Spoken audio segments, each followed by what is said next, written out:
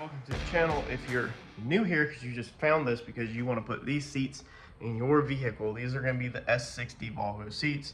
Then we're going to dive right in on showing you what you need to know to put these in your vehicle. Now this thing is crazy over the top amount of work. The average Joe is probably just going to be swapping these seats from Volvo to Volvo. Now you're probably not as extreme as we are on this channel with cutting out whole entire seat pans. That's out of a Volvo S60. I have the video where I cut a S60 in half completely just to get the pan out of it, strip the bottom off of it and everything. A ton of work just to get this pan to put this back seat into this 49 Plymouth. Now we have to fit up the front seat and see where it's at. But what do you need if you go to a junkyard and you're gonna put these seats in any vehicle in the whole entire world? Pretty basics. Of course, you're gonna need the seats. Then you're going to need the plug. So this is going to be the plug that goes into the seats. Looks like it's going to go like that. It's going to take a 7mm. Let's screw that down. You can see that as you screw that, that tightens the plug down. Let's double check one thing first though, so to save ourselves a headache that I've learned actually. Let's make sure our pins are not bent. So all of our females are there. Let's flip this seat up if I can do it one-handed. We're going to look down in there, okay, and you're making sure all of them little tiny pins, none are bent or missing or popped out before you even start this, because that could save yourself huge headaches. Sometimes when you have electrical issues, it's because a little pin is not connected. Now we're going to screw on our plug. So when you go to the junkyard to get your seats or get your swap, get that plug. I'm not sure if you're going from Volvo to Volvo, if your plug will work or not. As you can see, mine is a totally one-off custom application. So I just cut the wires out. And then of course you're gonna need a control panel. Normally seat swaps are pretty cool whenever they have standalone controls and they're not built into the door panel or not like this. I don't think I'm gonna get memory and all that, but I'm gonna show y'all what it takes to get the basic forward and backwards motion. All right, so looking at the bottom of your seat, just like this. All right, if you're looking at the bottom of the seat, that's the back of the seat. See the orientation so everybody knows. All right, so the connector's right here. You have a big red and black wire, and then you have a red and white, and it looks like a black one beside it. Okay, so these two right here, red and white, that's your hot, and then that one ground. That one over there, I'm not putting nothing on. So when that flips out the car side harness, all right, so the red wire is going to come straight up and it's going to turn into this big gray and red wire. The black wire is going to come straight up and turn into this, what is that, a purple and black wire? Yes, a purple and black wire. Okay, so the purple and black wire on the car side right here is going to be grounded. This gray and red wire, which transfers down to this red wire, that is going to be hot, and then jumping one over to that red and white, that red and white comes straight up out and changes to this purple and the green. All right, so you can see this wire goes straight in. That's gonna be the red and white. So what I've done, gray and red and green and purple are twisted together. That black and purple is grounded, are two that are twisted together. Again, red and gray, purple and green. They're gonna get hot, okay? So hot on them two. Our single wire that is grounded, again, black and purple, backwards, forwards, there's up, there's the seat right there moving down, there's the seat right there moving up, and then that's the backrest. Tilting. That's it, it's easy as that.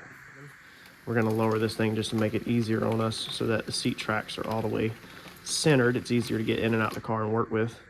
During mock-up, that was my biggest thing of going ahead and wiring up, and we'll put a little bit of tilt on the seat. I will eventually mess with the heated seats, but being the condition that I'm in right now, and I'm trying to move forward with mock-up in this car, I just needed to make sure that we can make this work, but most importantly, I just needed to get them track centered because we didn't center them whenever we pulled them out of the car. So hopefully that helps you out if you're trying to just get power to the S60 seat so they'll move. If you want to see them fit in the car, let's roll. Stay tuned. right, so this is what we got during first mock-up. This is too close. It's drivable. It's drivable, but it's too close. Let me show you. Come up in here. I still have part of the footwell down there, so I can put my foot. So that's, and I still have the bracket for steering column, so I can see that I'm centered over everything. So that's definitely, that's cramped and doable. A lot of hot rods that are chopped and shortened like this, they do end up being cramped and uncomfortable. You can see my knees hitting right here. Now this would be a power seat, so you could go back further with it if there was nobody in the back seat. But if you reach out like this, I can touch the windshield. I can put my hand actually on the face of the speedometer, fully extended. So that's not ideal. That's not ideal. We're centered neutral, so the seat can go forward and backwards. But that's just not where we want to be at. All right, so here's what I'm thinking. We're gonna go ahead and take this tire off real fast. I just wanted to make sure that we're on the same page before I take this tire off. I'm thinking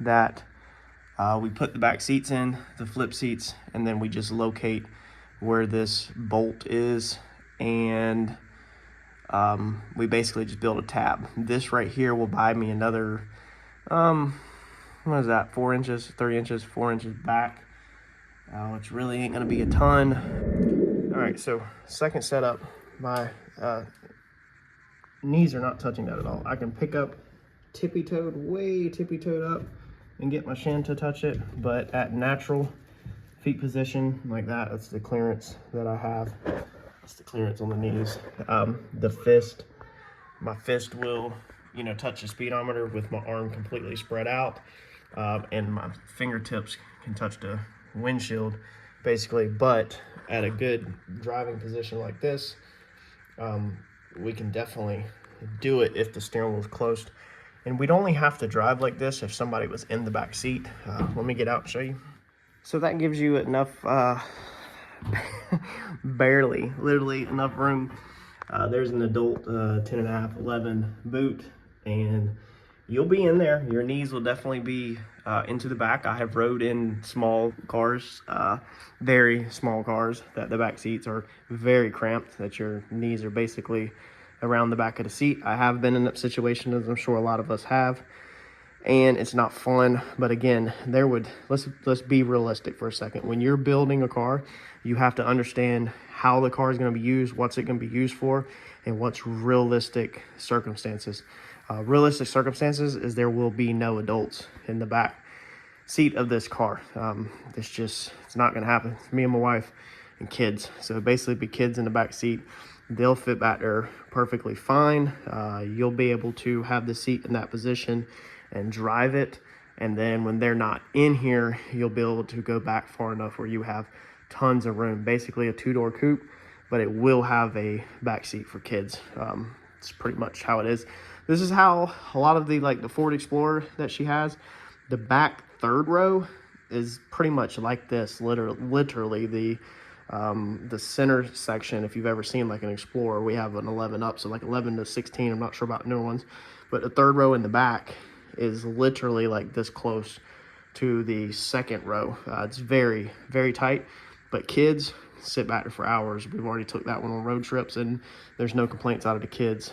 There's room. They got little feet, little legs. It's not a problem at all for them. So we don't really have any other options. I cannot get that seat back any farther than that. Past that, I think we're just going to be I don't think it's going to happen past that. We'll try. I'm going to fit the back seat in now, the back of it, and then look. But I mean, man, we're already almost, that bracket right there that we need attached to the sheet metal, that's pretty much where it's going to be. And I think in this position, I don't think we'll be able to fold the seats down. Honestly, I don't think there's clearance from what I looked at the other day. But let's put them in and take a look. The back in there in that position. You don't really see it too bad in the quarter window. We'll definitely have to do some dress up here when all this goes together. But it's not like it looks awkward. If we would have slid that thing back forward, then that seat would be about right here. So I definitely think that we have to absolutely have to make this seat work right here in this position. I don't think we have any other option. This right here, this wall, has to be flush with this. It's gonna look best because we'll be able to weld all this in, a flat plate all the way across the front of that. It'll look the cleanest. The back seat's just gonna be a little tight, but very doable. With your kids, you can sit and drive it. But man, if you have nobody in the back seat and you're just driving this, you and your wife, and you're out cruising as a two-door or coupe, dude, you will have plenty of room, be super comfortable, you know, so forth. So I think that's gonna be the move. The biggest challenge is this bracket right here. So I think if we cut this, basically if these tubs go, that's the bead, okay? So that line right there, that's the bead of the tire. That's where the tire's at. So basically we can have sheet metal right up, and I haven't centered this beam yet either to even make sure it's centered, which it looks like it's really close. Basically the sheet metal, it'll work out perfect. The inside of the tub is gonna be right against this seat. So we won't have to have no bolsters, whatever it's called, on the side. It'll literally just be this center seat. We'll have to see if it can flip whenever we get the back structure in. I don't know if it will have room to clip. Troy can possibly take something out the bottom. It'd basically be that bottom corner down there. That allows it to not flip whenever we go down. It's just close. Man, my 4x4 fell. I had a 4x4 back there to space it off. It's just close, man. That's all it is. Let's see here. That puts it too far back. But it's doable. So we're gonna have to figure out something with this bracket right here, dude. All of that has to go, and we're gonna have to change this mounting point where it comes up here. I don't know if we could just do a big horseshoe piece and get the tire clearance that we need or not, but I think that's definitely going to be the next piece that I work on, is trying to fab something that allows us to do it. I think it might be best to just cut all of this metal off right here and see how much that clearance gives me, which I can tell you that's probably not enough. Well, let me put the camera down and figure this one out.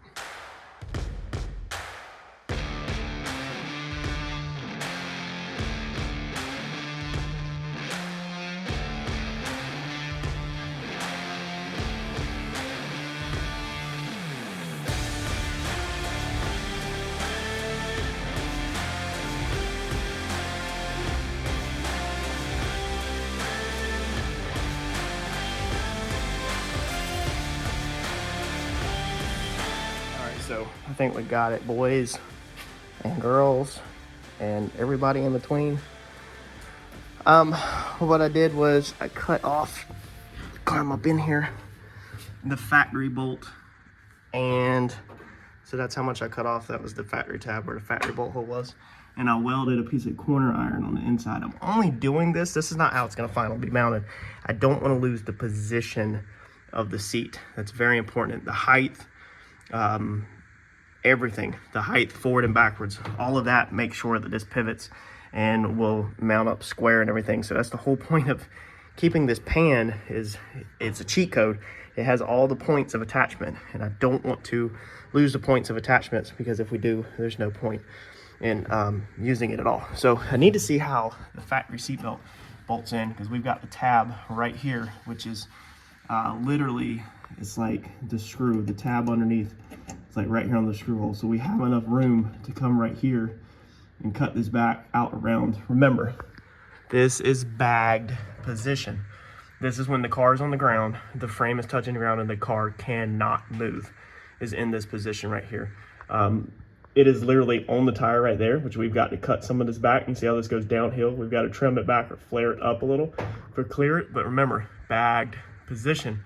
Whenever the car comes up to drive, the tire goes down and back. So the way the trailing arms are gonna be, they'll be up like this, and it'll go back. As it pivots down, it'll go back away from the car because of the way the suspension will be set up. So as long as we can have, you know, it can be touching in this position. I say an eighth or a quarter for paint, so don't rub the paint. As long as we have that in bagged position, then dude, we're freaking good.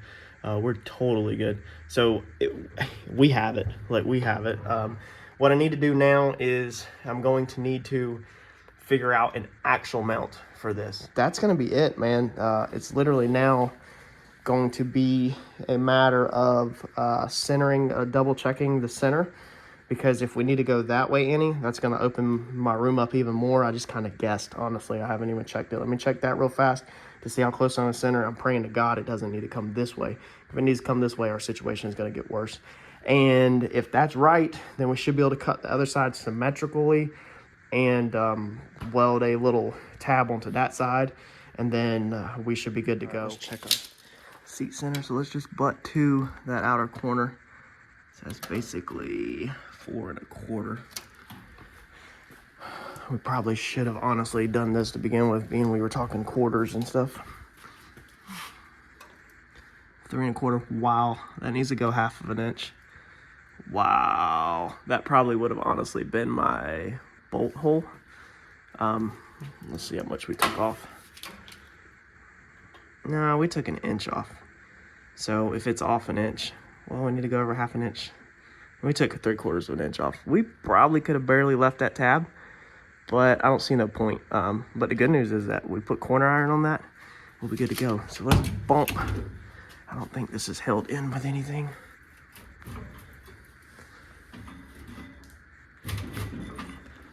So let's see here, if we were 4 1/4 over there and 3. Let's try 4. I already forgot my measurements, or I would do quick math in my head. I think this side was 4 1/4.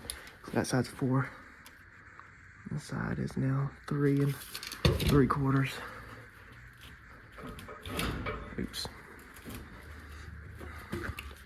We're gonna have to make some kind of reference points. 3 3/4. I think that's still wrong. My memory sucks.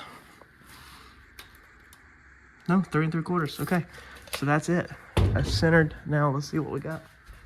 Look at that. Dude, that's money. All we gotta do is clean this up.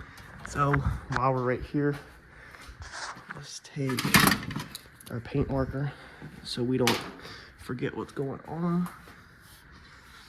And we want to keep that line right there. So let's come up and wherever we can get this bracket into like here.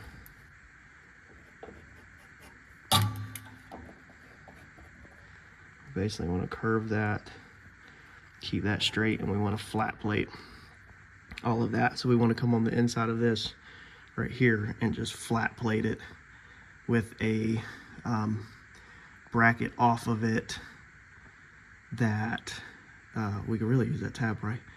That will keep the alignment hole. So we could do all that on the bench to make it easy. We could take this thing out and throw it up on the bench. Y'all, well, thanks for riding along for the seat fit up. As you can see, we have it now figured out. We just have to execute everything. So we probably need to go ahead and, I guess we don't need a measurement. We could write something down real fast. A measurement on the front seat, and then all we got to do now is pull the back seat pan out. We know exactly where we need to cut. We can clean all the paint up around the edges. We can start cleaning up everything. That way when the pan goes back in, hopefully nothing else needs to be done to it. And we can go ahead and build out them corners on the bench where they're solid, and that seat will just bolt right in. And we could do all of that out of the car and then slip the pan back in. I'll catch y'all in the next video. Thanks.